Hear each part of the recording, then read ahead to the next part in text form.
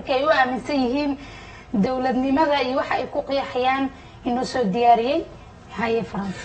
nimacay waa mahadsan tahay barnaamijkeena aynu ku guda jirnaa qaybihii dhexe ayaynu markan isu soo gaarnay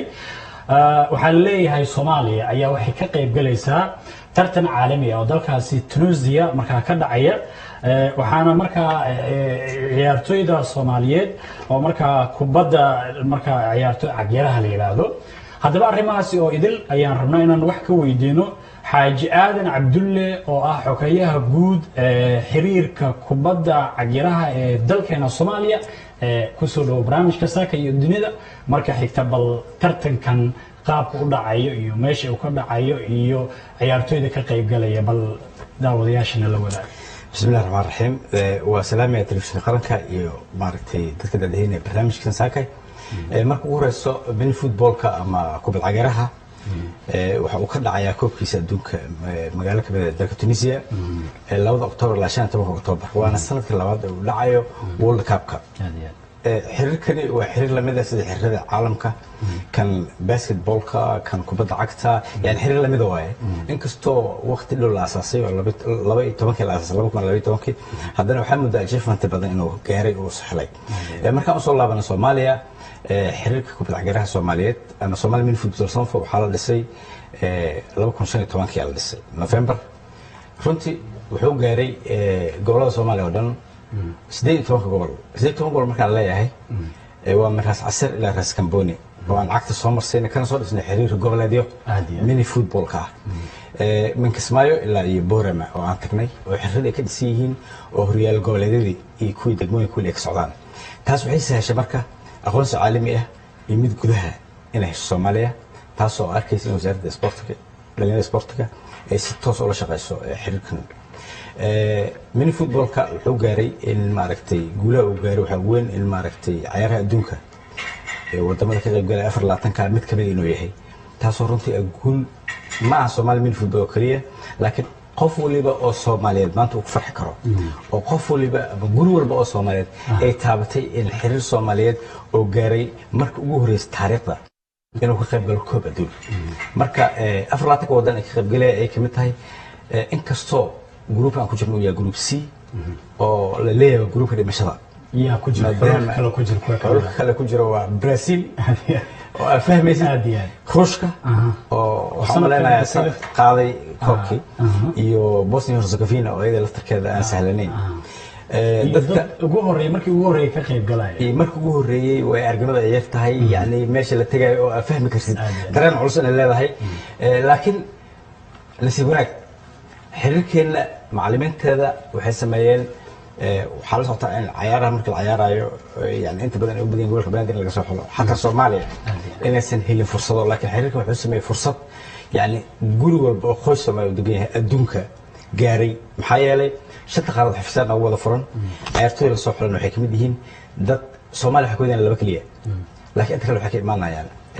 dunida ka imaanayaan waa Soomaalida oo aan guriga ugu geynay fursadaas ciyaartoyda waa imisa oo ciyaaryahan oo Soomaaliyeed ayaa ka qayb galaya marka aad xulateen tiimku waxa ka qayb galaya 17 ciyaartoy ee ka qayb galaya oo qaranka Soomaaliya matalaya waxa u maleynaynaa isbedel inuu ku imaan doono sida qaabka xulitaanka sababtoo ah ciyaartoyga Soomaaliyeed ee ku nool yani Asia oo kale ee Soomaaliga ah qoys Soomaaliyeed ka soo jeedo isla markaasna capacity oo ku metela xulka qaranka Soomaaliyeed macnaheedu ma inuu ku weynayo inuu Soomaaliya deganeen yani cid walba meel walba ay degan tahay fursadda in la gaarsiiyo xaqi u leedahay Somali mini football waa xiriirka ugu horeeyay ee fursadaas sameeyo waxa ka dareemaysaa xataa macallimiinta xulka qaranka wada macallinkood Soomaaliya ku tagaya macallin Ismaan May Scott macallinka labaad wuxuu ka imaanaya Sweden ka imaanaya oo Macu Xuseen Xasan waxaan qaybinay wax walba waxaan qaybinay maamulkii oo laftirkiisa Soomaaliya inta joogto waxa ka badan qolada kale ka waran maadaama xogayii guud xiriirka kubadda cagyaraha Soomaaliyeed tahay kulanka Soomaaliya iyo Brazil ciyaari doonaan waa kulanka ugu adag ay noqon doona oo markaas aan qiimeyn doono haddii Soomaaliya ay ka badiso Brazil oo la og yahay sport dhan kasta inay ka dhisan tahay dareenka bulshada Soomaaliyeed muxuu noqon karaa bal adiga xagaaga waxa u maleynayaa xiriirkeena shalay marka qortuurka la sameeyey kadib soomaalida maysa kasi jirin xalay ka hor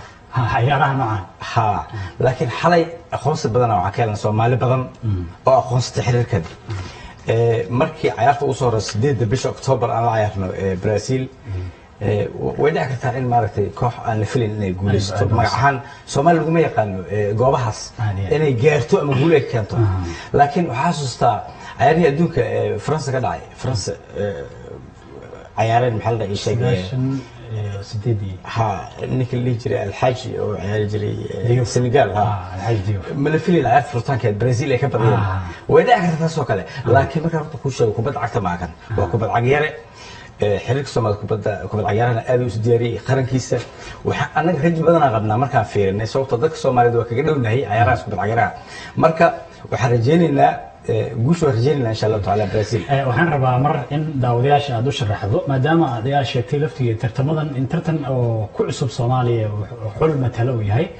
qaabka loo ciyaaro tira ahaan garoonka inta gali karto maadaama lagu soo yahay garoonka kubadda cagta oo kale ilaa iyo 12 qofood goolahaya uu qayb ka yahay bal imisa ruux ayaa garoonka markaa ciyaarta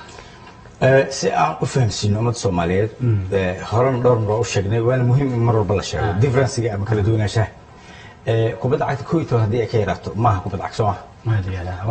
toban iyo toban ma dhihi karo kubadda cagta waa ilaa ma rooso ama red card la bixiyo waxa samaale